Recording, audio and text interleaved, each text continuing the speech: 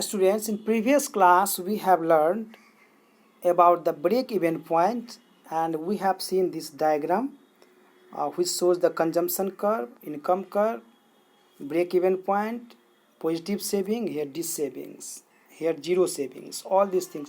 Now these points that we are seeing here are important, and this diagram is important because many times questions are asked from here, maybe 1 mark question, 2 marks questions, and maybe long type also.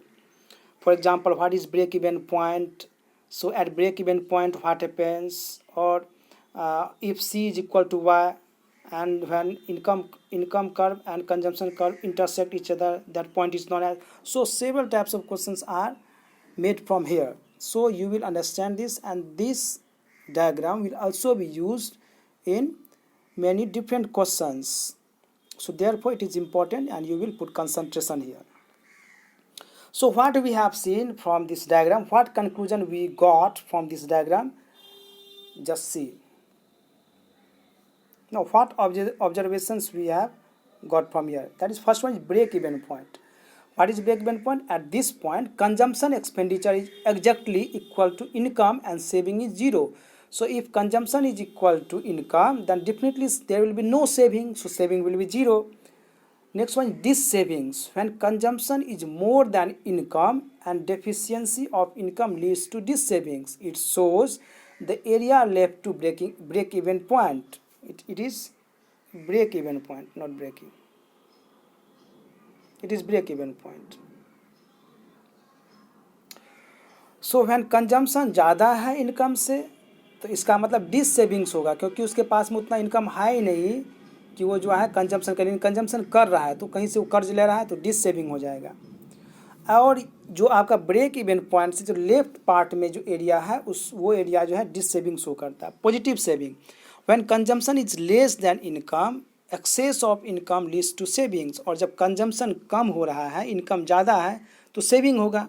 तो break even point के right side में जो area है वो आपको positive saving को represent करता है।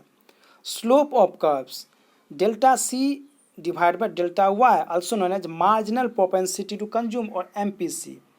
जो कर्व का स्लोप है वो कैसे निकाला जाता है? Change in consumption divide by change in income. जो कंजम्पशन कर्व है, जो कंजम्पशन कर्व आप देखे हैं पिछला स्लाइड में, उसका स्लोप कैसे निकाला जाएगा?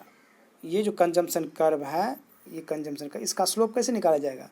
तो change in consumption divide by change in income. यदि यूनिट चेंज इनकम में हुआ है तो कंजम्पशन में कितना चेंज हुआ है, और इसको हम लोग बोलते हैं marginal propensity to consume.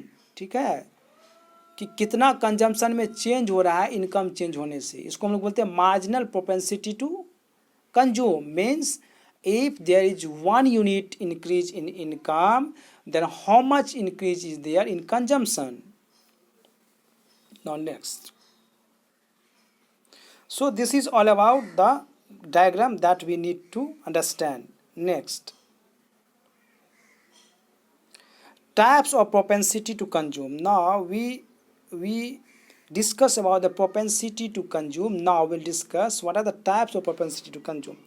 So propensity to consume refers to a schedule which shows the levels of consumptions at different levels of income in an economy. It is ratio between C and Y. So propensity to consume shows the relationship between consumption and income. Okay, the ratio of consumption and income gives the value of propensity to consume. So first one is average propensity to consume. पहला चीज जो हम लोग देखेंगे कि average propensity to consume. तो ये क्या है? It is the ratio of total consumption expenditure C to total income at a given level of income in the economy, और it is the ratio of consumption expenditure to corresponding level of income. So if we know the total consumption and we know the total income, and when we divide consumption to income, then we get the average propensity to consume. So consumption divided by income gives the value of average propensity to consume. तो simple सा average हम लोग जैसे निकालते हैं कि कितना जो है कंजम्पशन आप जो है कर रहे हैं और आपका इनकम कितना है, जब इसको हम लोग इस तरह से लिखेंगे C/Y, तो ये क्या आ जाएगा, एवरेज प्रोपेंसिटी टू कंज्यूम। तो एवरेज प्रोपेंसिटी टू कंज्यूम जिसको हम लोग एपीसी बोलेंगे। अब जब भी हम लोग फार्मूला हम यूज करेंगे इस चैप्टर में तो उसको हम लोग एपीसी बोलेंगे। तो प्रोपेंसिटी टू कंज्यूम का जो एवरेज निकालना है, एवरेज कैसे निकालेंगे हम लोग, एवरेज कंजम्पशन कैसे निकालेंगे, C divide by Y. C is the consumption, total consumption, and Y is the income, total income. तो ये आपको एवरेज प्रोपेंसिटी टू कंज्यूम आपको बताएगा। इस फार्मूला को आपको याद रखना है। It is important and numerical question is asked from this also.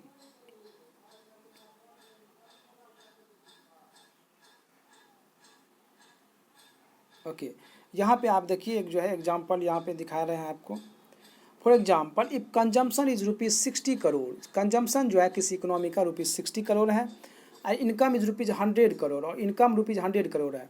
यदि किसी इकोनॉमी का या किसी भी आदमी का जो आप यहाँ पे जो है वैल्यू आप दे सकते हैं, इनकम है 100 करोड़, ₹100 करोड़, और कंजम्पशन जो है ₹60 करोड़, 100 करोड़ से 60 करोड़ खा ले रहा है, 40 करोड़ मान लो जमा कर रहा है, तो 60 करोड़ यदि उसका कंजम्पशन है तो average propensity to consume APC का वैल्यू क्या होगा, तो एपीसी का वैल्यू होगा 60 डिवाइड बाय 100 इक्वल टू 0.6। तो 0.6 क्या हो गया, APC equal to value of APC equal to 0.6।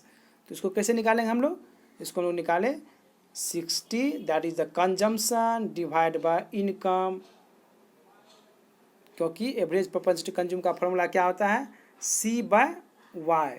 सी का वैल्यू मालूम है, सी का वैल्यू 60 है और वाई का वैल्यू जो 100 है, तो ये हो गया average propensity to consume. So average propensity to consume equal to 0.6।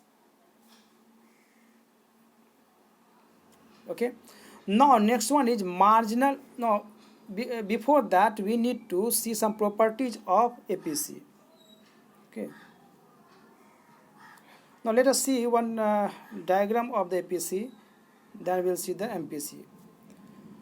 Now column 1 shows the level of income, column 2 shows the consumption, and here we find the average propensity to consume. So when income is 0, consumption is 50, APC is infinity because 0 divided by 50. So when 0 is divided by any number, the value is infinity.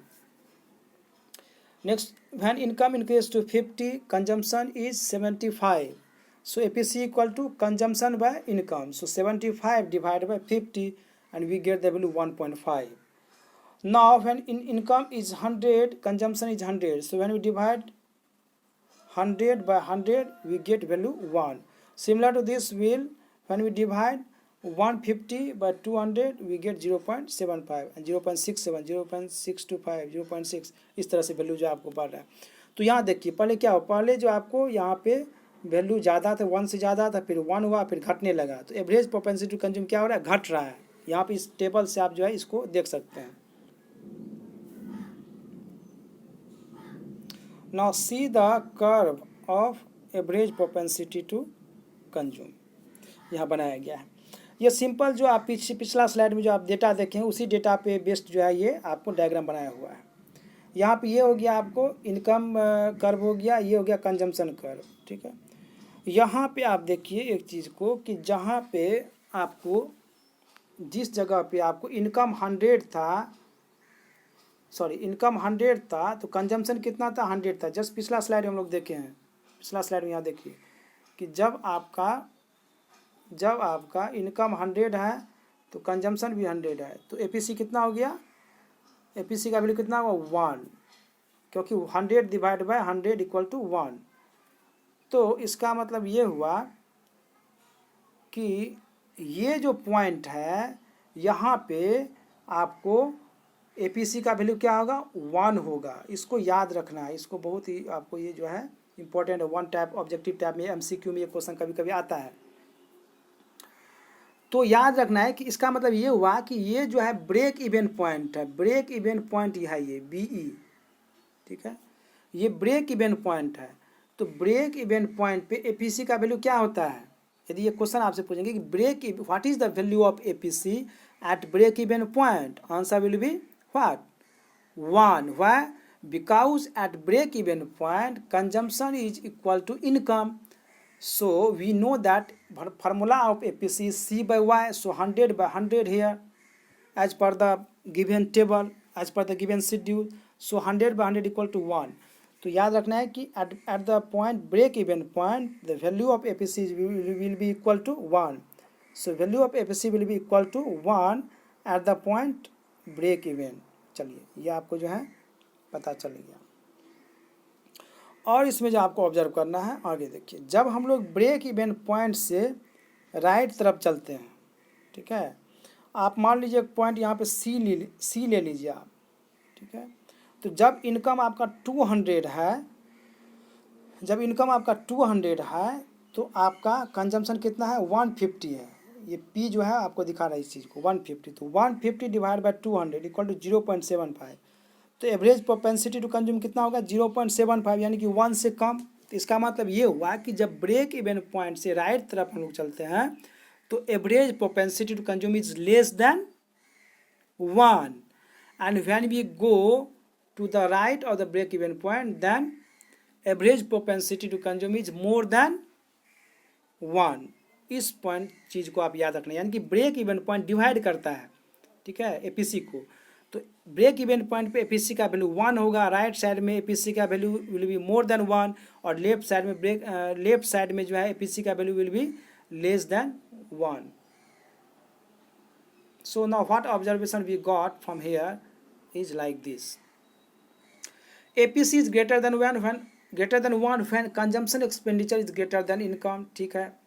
Eight the income level of 100 the APC is 1, as income rises to rupees, यहाँ पे mistakes आ गया है B, so as income rises to rupees 200 APC falls to, यहाँ पर rupees होगा, for APC falls to 0.75 and then to 0.67 and to 0.625 and so on. इसका मतलब एपीसी जो आपको घट रहा है, जब इनकम आपका 200 हुआ तो एपीसी आपका 0.75 हो गया, उसके बाद जैसे ही आपको इनकम बढ़ते गया तो एपीसी आपका घटते गया, 0.67 था, फिर 0.625, फिर 0.6 हो गया था, जो हम लोग जो है पिछला टेबल में लोग देखे थे, यानी कि एपीसी फॉल्स होने लगा। इस चीज़ को याद रखना, as income rises APC falls, income बढ़ने से एपीसी क्या होता है, फॉल्स होता है।